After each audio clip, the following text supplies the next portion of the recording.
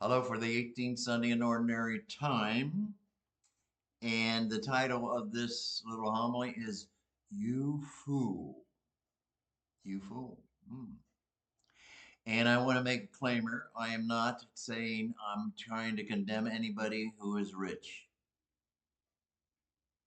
But let us get on with this Sunday's homily. And I'm only using the gospel, and that's Luke 12, verses 13 to 21. And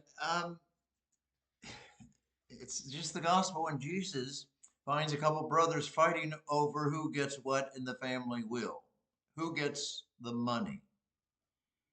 And so they go and they try to get some advice from Jesus Christ. And Jesus Christ was, well, why ask me? This isn't my business. I'm not your arbiter. I'm not your lawyer, your counsel. Why ask me? But they're fighting over money. And Jesus then does give some insight into his money or his opinion about money and property, etc. Well, let's look at it a little bit. Okay. One is he says, he gives the advice, you guys, you two brothers, guard against all greed.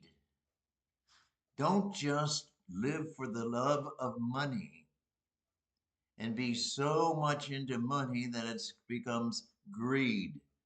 It becomes a negative, not a positive. Hmm, sounds pretty good to me. Two, uh, there are many rich people here where we live. There are many rich people in the United States. In fact, I think it's sort of even lopsided how many rich people or how many few rich people own most of the United States. In the United States, as of July the 15th of this year, 2025, there are 342 million, 342 million people. That's a lot. Well, not compared to India and China, etc., but that's a lot of people.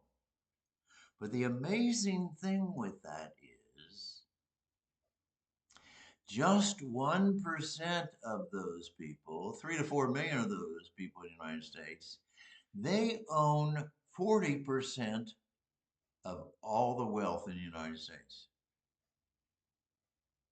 3 to 4% own all the wealth, not all the wealth, but 40% of all the wealth in the United States. That's mind boggling. Shouldn't it be spread out a little bit easier?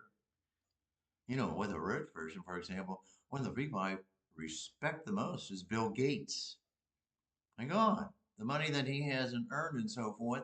But I like what I hear when he talks about what he's doing with his money, and maybe a lot of people ought to be doing with their money.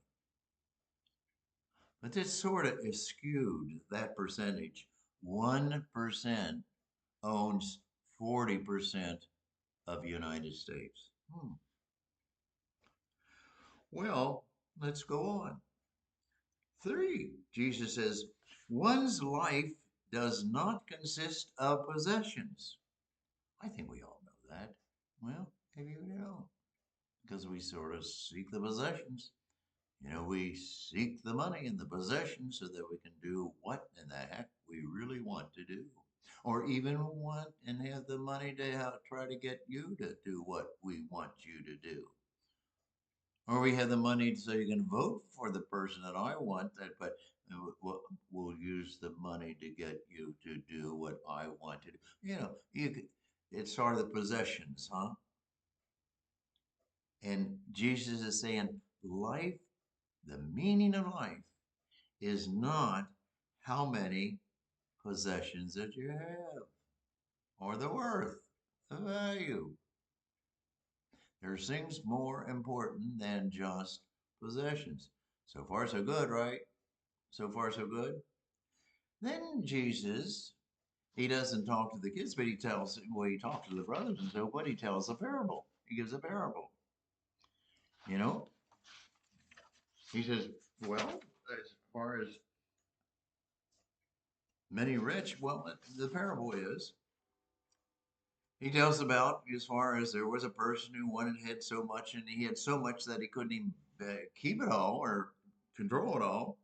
He needed to build bigger buildings, more storage, and keep it, and get more and more, and be more powerful and powerful. You know, they say power corrupts, and power corrupts. Absolutely, Lord Anton. Well, you might be able to say the same thing about money. You get too much money, money corrupts, and absolute amount of money corrupts absolute. I don't know. I just thought of that. But at any rate, as far as this, Jesus is talking about, this is the story. It's a parable, but it is a parable that Jesus makes up or knows or tells. And then he finally gets it all, and he says, "I'm rich. I can do what the heck I want to do, and you can't stop. I can buy you off. I can sink you with my power and my lawyers and, et cetera, et cetera." And so then he makes it sound interesting as far as eat, rest, drink, be merry. That's what life is all about. Oh, yeah? Hmm. This then, at the bell, is when God comes into the picture.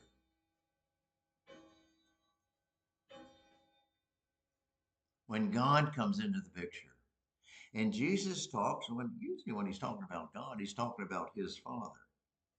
And that's when he says, sort of in the Father, "You fool, this night your life will be taken or demanded of you. You will die. And all the things that you have prepared and stored up in those buildings and so forth, to whom will they go?" You two brothers fighting with one another, and all the stuff you're fighting over, and who gets what, and who demands what, and so forth. Well, work it out sensibly and distribute it, and don't fight who gets the most, or don't fight as where you're cheating me. Don't fight. So Jesus, and that's sort of toward the end of the story. And so the warning, or the advice, or the insight is called by Jesus at the very end. Jesus' final words in today's gospel. He says, "Thus will it be for all who store up treasure for themselves, but are not rich in what matters to God." He goes back to his Father again. What matters to my Father, God the Father? And it is not how many things or dollars or gold that you have, it's who you are and how you act. Hmm. Jesus, once again, has a good idea. Has a good idea. Have a good day. And don't be one of those "you fool" or those "you fools."